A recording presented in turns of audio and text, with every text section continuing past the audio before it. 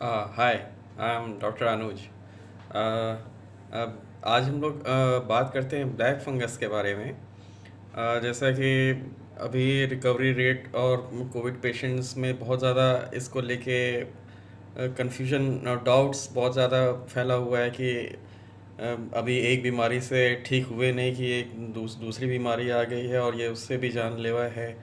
तो सबको ये डर लगा हुआ है कि क्या कोविड के बाद हमें इन्फेक्शन होगा कि नहीं होगा, हम कैसे समझेंगे, हम कैसे इसको बचाया कैसे जा सकता है, और इसके बारे में मतलब एक टू द पॉइंट क्या होना चाहिए, इसके बारे में आज डिस्कशन होगा। सबसे पहले तो मैं क्या देख रहा हूँ, जो ऑलमोस्ट सभी कोविड पेशेंट्स हैं उनको ये डर लग रहा है कि क्या हमें म्यूकोरमाइकोसिस और सो कॉल्ड ब्लैक फंगस के कितने रिस्क हैं, और हम क्या होगा, क्योंकि जैसा भी आप देख रहे हैं, आप इंटरनेट मीडियाज़ और न्यूज़ में जितना भी जगह है, हर जगह लोग इस एक बात को पॉइंट आउट कर रहे हैं कि म्यूकोरमाइकोसिस जो है स्टेरॉयड यूज़ की वजह से हो रहा है, और हाइपरग्लाइसेमिया डायबिटिक पेशेंट्स में हो ज़्यादा चांसेस हो रहे हैं, और सारे इम्यून सप्रेशन कंडीशन में भी हो रहा है।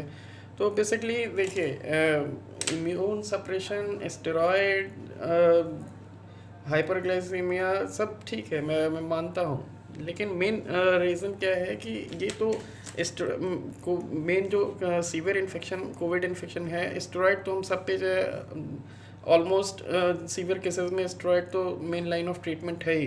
विदाउट स्टेरॉयड कुछ पॉसिबल नहीं है, ठीक है। लेकिन इसका मतलब ये नहीं है कि सारे जिन केसेस पे स्टेरॉयड चला है या फिर शुगर है तो उसमें इतना इम्यून सप्रेशन हो जाएगा, या फिर इतना ज़्यादा आप प्रोन टू रिस्क हो जाएंगे कि आपको म्यूकोरमाइकोसिस के चांसेस हैं। The main thing is that, मैं क्या आपको क्लेरिफाई करना चाह रहा हूँ कि ठीक है, steroid, hyperglycaemia, diabetes, immune suppression, ये चीज़ें फेवरेबल एनवायरनमेंट हैं ब्लैक फंगस के लिए, लेकिन बेसिक रीज़न कुछ और है।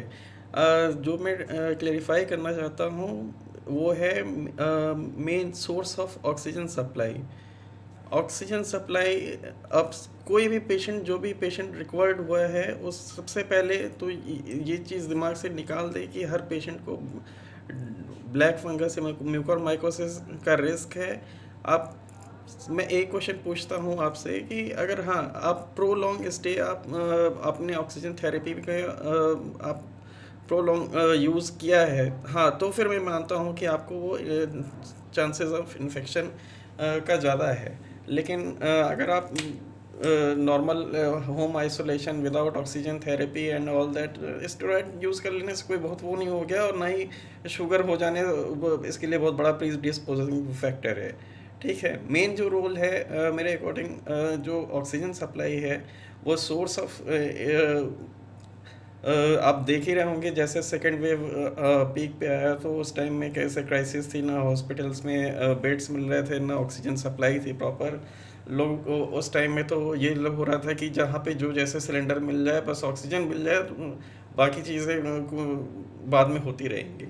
और हम मार्केट में आप देखेंगे बहुत सारे टाइप के सिलेंडर्स होते हैं, हीलियम और कार्बन डाइऑक्साइड, नाइट्रोजन। उस समय क्या हुआ, सबने बस आपाधापी में ऑक्सीजन लेने के लिए, सिक्योर करने के लिए बस सिलेंडर पे फोकस किया, लेकिन किसी ने ये नहीं सप्लाई, एक्चुअली टाइम भी नहीं था। लोग क्या उसको जस्टिफाई कर पाते हैं कि सोर्स ऑफ सप्लाई क्या है, डिकंटामिनेशन का क्या प्रोसीजर अपनाया गया है, हम इसको ऑब्वियस इमरजेंसी कंडीशन थी, तो जिसको जैसे जो जहाँ मिला वो उसने यूज़ किया, ठीक है।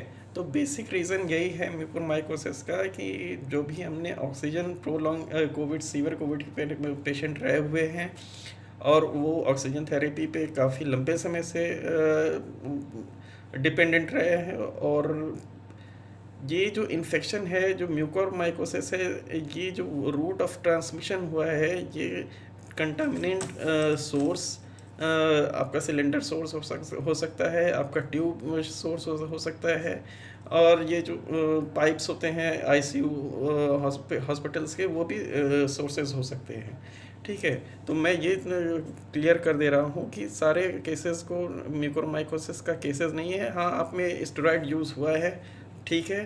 आपका हाइपरग्लाइसेमिया है, डायबिटीज़ है, ठीक है। ऐसे कोई बहुत बड़ा मेजर इशू नहीं है, लेकिन इसका मतलब ये नहीं है कि आप रिस्क है आपको म्यूकोरमाइकोसिस का, ठीक है। हाँ, ये मेन रीज़न जो है वो ऑक्सीजन सप्लाई और ऑक्सीजन आप कितने दिन तक यूज़ किए हैं, क्योंकि वो वही एक डायरेक्ट सोर्स ऑफ ऑक्सीजन था जो आपके डायरेक्ट वाया नॉस्ट्रिल वो आपके लंग्स तक पहुंचा है।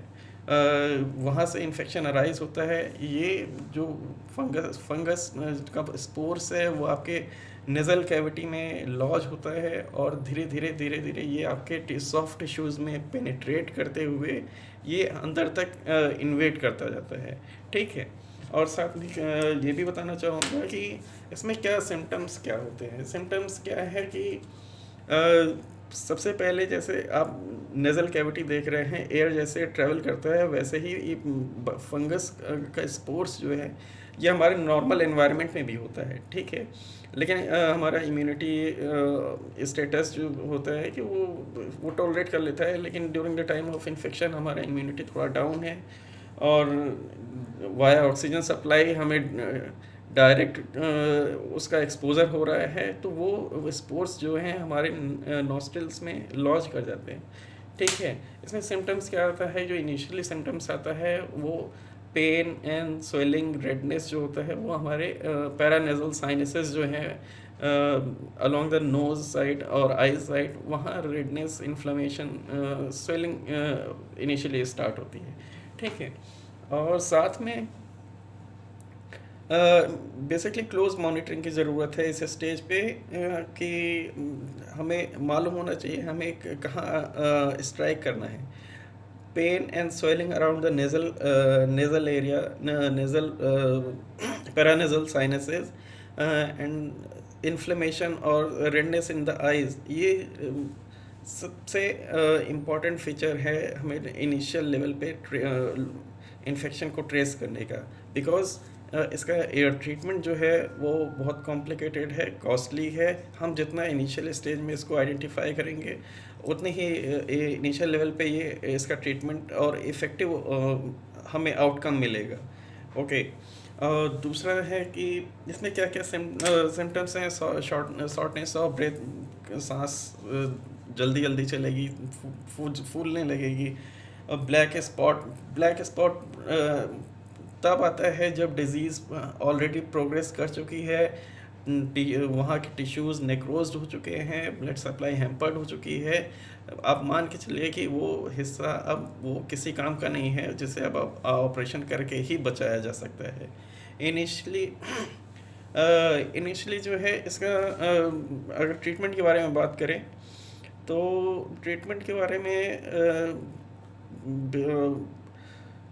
ट्रीटमेंट से पहले प्रिवेंशन के बारे में बात हो जानी चाहिए। प्रिवेंशन इसका क्या तरीका है, देखिए ऑक्सीजन मास्क तो नो डाउट मास्क तो कंपलसरी है ही।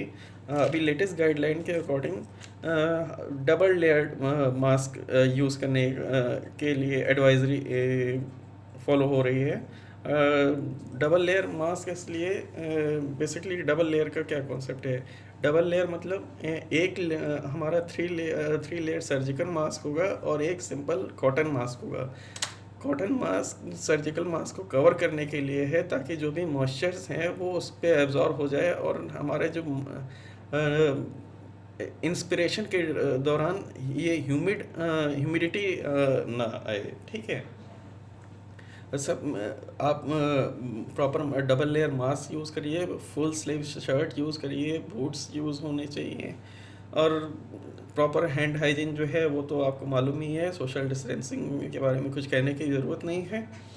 और साथ में आपको बताना होगा कि लाइन ऑफ ट्रीटमेंट आप जितनी जल्दी इसको आइडेंटिफाई करेंगे, जितना जल्दी आप कैच करेंगे उतना ही अच्छा आउटकम रहेगा और जितना लेट से ये डायग्नोज होगा वो उतना ज़्यादा आउटकम आपका प्रोग्नोसिस वर्स्ट होता जाएगा। बेसिकली जो बहुत सिलेक्टेड ड्रग्स हैं और वो काफ़ी कॉस्टली हैं। एम्फोटेरिसिन बी हो गया, लाइपोसोमल और टैबलेट्स फॉर्म में पोसाकोनाजोल हो गया, ठीक है।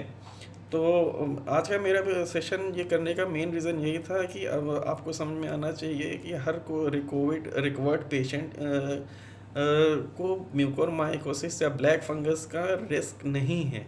रिस्क उनको है जो प्रोलॉन्ग ऑक्सीजन थेरेपी पे रहे हुए हैं, उनका जो सोर्स ऑफ ऑक्सीजन सप्लाई जो था वो प्रॉपर नहीं था, डिकंटामिनेंट था, उनको ज़्यादा रिस्क है।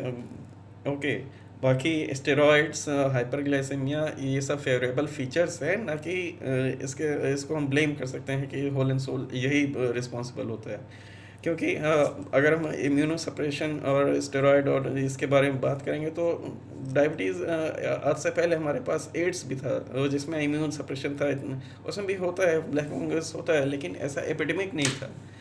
और स्टेरॉयड हम बहुत पहले से ऐसा नहीं कि आज हम यूज़ कर रहे हैं, पहले से यूज़ होता है, तो रिपोर्ट तो उससे पहले तो रिपोर्ट नहीं हुआ था, अभी रिपोर्ट हो रहा है। क्योंकि हाइपरग्लाइसेमिया, स्टेरॉयड और डिकंटामिनेंट ऑक्सीजन सप्लाई, ये तीनों क्यूमुलेटिव इफेक्ट बना के प्रेजेंट कर रहे हैं, और ये फंगस जो है हमारे एनवायरनमेंट का ग्रो कर रहा है, जिससे ये डिजीज़ प्रोग्रेस कर रही है। उम्मीद करता हूँ मेरा ये वीडियो आपको समझ में आया होगा। Thank you so much, take care.